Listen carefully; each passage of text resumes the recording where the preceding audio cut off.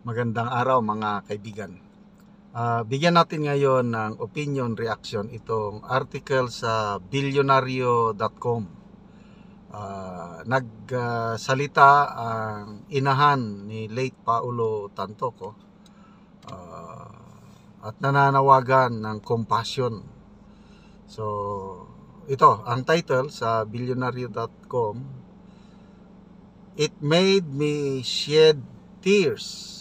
Nena Tantoco calls for compassion, tells Amy Marcos First Lady had no role in son's Paulo death. Wala daw kinalaman si First Lady Liza Araneta Marcos sa kamatayan ng kanyang anak. So 41 minutes ago itong so basahin na lang natin nakakaawa naman talaga ang nangyari sa pamilya. Bilyonaryo Nena Vargas Tantoco has publicly appealed for compassion and truth following the death of her son Paulo B. Tantoco in a Beverly Hills hotel earlier this year, urging the public not to politicize the tragedy or target those uninvolved. In a deeply personal statement posted on Bilyonaryo social media 4 days ago, the Rustan matriarch said Paulo died on March 9, that's Manila time, while accompanying his wife Dina, who serves as the social secretary to First Lady Liza Marcos on a work trip to California. Ito yung post ng Mrs. Tantoco, Nena Tantoco. Sabi niya, he died in the hotel room where he and his wife were staying. The First Lady was not involved in any way with our son's death. Tantoco acknowledged that her son had used coke, alam nyo na yung coke as confirmed by the autopsy, but clarified, sabi niya, yes, our son used coke and it did not come from the First Lady nor was she involved. She stressed that nowhere in the autopsy did it say he died of an overdose and criticized reports based on half-truths. So sabi ni Mrs. Tantoco, yung mother, the complete autopsy report will come and it will be publicly known. Yes, ito ang hintayin natin kasi ang basihan lang natin yung Los Angeles Hollywood News, hindi kompleto. So maganda talaga malaman natin yung full autopsy report. Ano pa? It made me shed tears not just for myself but also for his wife and his children. So ulitin ko, nakakalungkot talaga itong nangyari. So dagdag pa ng inahan, sabi niya, it's hard enough to lose a loved one, especially a son who, as far as we know, did a lot of good, loves the poor, and always caring and loving to his parents and his wife and children. He was kind and compassionate and hard-working. Yan po ang payag ng nanay. And ako, narinig ko si Attorney Ferdinand Topacio nung bago itong pangyayari. Nagsalita si Attorney Topacio, sabi niya, kilala ko si Paulo Tantoco.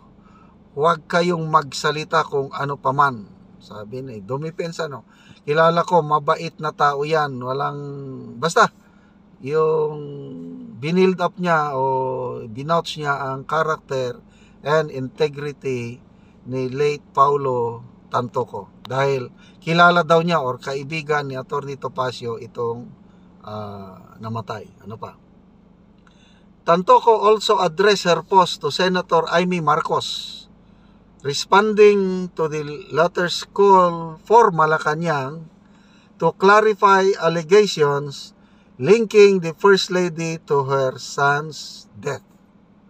She lamented that her son's passing was being used to generate exciting and juicy news and politicize to stoke division among warring factions in government. It saddens me that our son, Pawi, is being used to aggravate this conflict. Yun po ang payag ng nagdadalamhating inahan. Okay, so ako, nakikiramay talaga ako dito sa pamilya. So, nasa publiko na, at least maganda nagsalita na ang inahan na klinaro niya, walang kinalaman ang First Lady Lisa Araneta Marcos sa nangyari sa kanyang anak. So, nasa taatin na rin kung ano yun, basta ang hintayin natin yung full details kasi hindi pa na-publish. As far as I know, wala pa yung full autopsy report. So, I don't know, sa Senado, narinig ko si Senator Amy, sabi niya na si Senator Robin Padilla nag-file na ata ng resolution para imbestigan ito. I agree na dapat magkaroon tayo ng compassion sa pamilya. Kailang sa tingin ng mga ibang senador nagiging public matter of national interest ito kasi na-involve ang unang ginang at maraming tanong, saan ba galing yung coke? Bakit nagkaroon sila ng ganun? Mahigpit ang batas sa US tungkol niyan. Tapos, ano pa, government sponsored activity. Kung wala sanang involved na pera ng taong bayan, pwede. Huwag nang pakialaman. Kailang ang tingin ng ibang kababayan natin, lalo na sina Senator Amy, Senator Robin Padilla, dapat malaman ng katotohanan bakit na-involve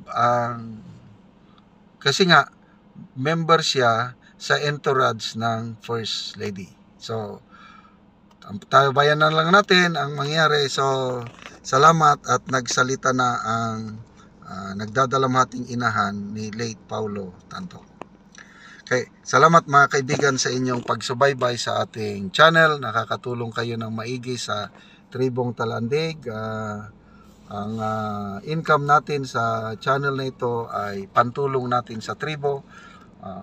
Namimigay tayo ngayon ng mga libreng yero at pako para makapagpatayo ng mas maayos na tahanan ang Tribong Talandig. Panoorin nyo ang video na ito. Si Kuya ang taga-ano yero. Huwag mag-atop na gid si Kuya sa iyang balay karon. Huwag na gid si Kuya.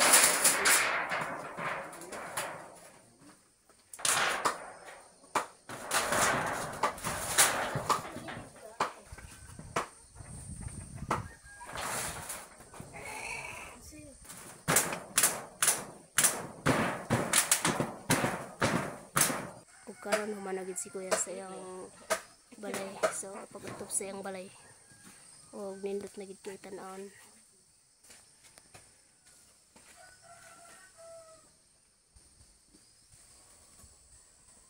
Nindot na gid kay nga atop nilang ate kay na humanagyod. So karon Kuya ug ate, unsa imong masulti nga naka-atop na gyud mo og naayuhan na ang inyong balay? So pila naaday mo'y anak ate o wala mo'y anak? So pila na ni katuig ang inyong balay? Tulo. So tulo na. So aya pa napulihan. Aya pa gyud mo nakaatop sa inyong balay og yero. So unsa inyong masulti kuya ug ate nga natagaan mo gyero? Ang unos tanan nagpasalamat ko sa Ginoo og labi na sa nagvideo karon nga kung kanang wala ang kuan wala dili may mawan among balay. So salamat gyud kaayo. Oo. Ikaw kuya, unsa imong masulti? Salamat sa naghatag ani nga kuan. No para lang ninan may sa Ginoo nga Panalangin nahatagan ra gyud nahatagan mawan ra ra gyud gyud mi niya. among balay. Salamat Salamat gyud. gyud. Salamat. Sige, daghang salamat pod.